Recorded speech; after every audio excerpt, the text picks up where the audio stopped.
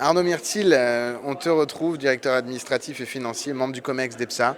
Tu travailles chez EPSA depuis combien de temps? Depuis 6 ans maintenant. 6 ans. Oui, Donc tu es un DAF d'abord issu de grands corporates, on avait parlé de Bouygues tout notamment. à fait. Voilà, puis tu as enchaîné les LBO et les situations soit de retrait de cote, soit de Exactement. réappropriation, en tout cas de réorganisation de capital, tant et si bien que du coup EPSA, groupe sous LBO déjà à l'époque, c'est le quatrième dans lequel vous êtes embarqué récemment avec des nouveaux sponsors.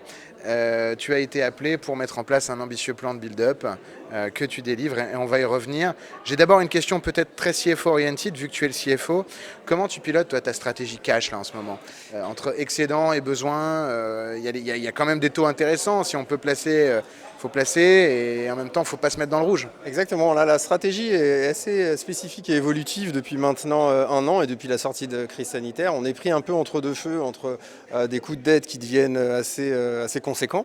Ça, c'est un premier volet. Mais heureusement, on était bien équipé là-dessus et on avait fait ce qu'il fallait en termes de couverture via notamment une de nos filiales Strafi, donc qui nous avait permis et qui nous permet aujourd'hui d'être assez serein sur ce volet-là.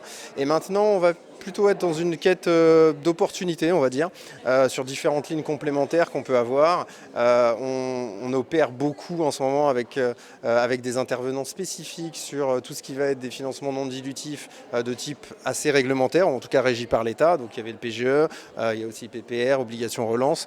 Donc c'est des choses qu'on prospecte, qu'on regarde, puisqu'effectivement en termes de pricing, elles sont plus intéressantes que la moyenne du marché maintenant.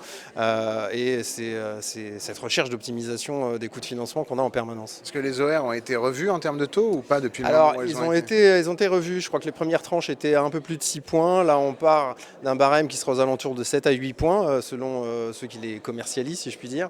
Mais ça reste quand même plus intéressant que d'autres types d'obliques types que pourraient nous apporter pourtant nos excellents fonds de private equity. Bien évidemment.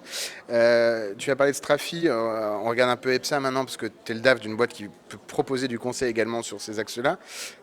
Qu'est-ce que vous faites par rapport justement à ceux qui se posent des questions par rapport à leur position de cash? Eh ben, écoute, on opère sur deux aspects. Tout ce qui va être maîtrise des risques de change, ça c'est un premier volet, et tout ce qui va être maîtrise des risques de taux. Ça, ce sont les métiers originels auxquels on a adossé et sur lesquels on prospecte des nouvelles offres en permanence, et notamment tout ce qui va être gestion des excédents de trésorerie.